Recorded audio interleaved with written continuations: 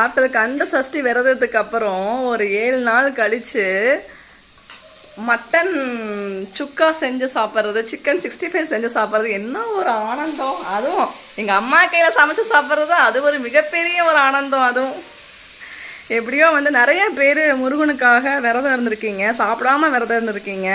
நான் எப்படி விரதம் இருந்தேன்னா, நான் ரொம்ப நான்வெஜிடேரியன் ரொம்ப நான் விரும்பி சாப்பிட்ற பொண்ணு.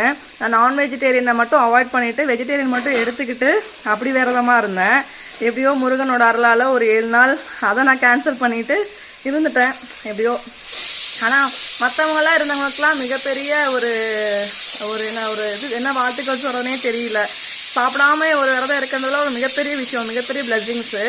பட் ஒவ்வொருத்தவங்க கண்டிஷன் ஒவ்வொரு மாதிரி. என்னால் சாப்பிடாமல் இருக்க முடியாது, பட் ஆனால் என்னால் நான்வெஜ்ஜை குவிட் பண்ண முடியும். அதனால் அதை குவிட் பண்ணிவிட்டு நான் வெஜிடேரியனாக எடுத்துக்கிட்டேன். ரொம்ப ரொம்ப மகிழ்ச்சியாக இருக்குது. இந்த சக்ஸஸ்ஃபுல் பண்ணதே மகிழ்ச்சியாக இருக்குது. ஒவ்வொரு வருஷமும் ஒவ்வொன்றும் அப்கிரேட் பண்ணிகிட்டே முடிஞ்சால் போகலாம். தேங்க்யூ.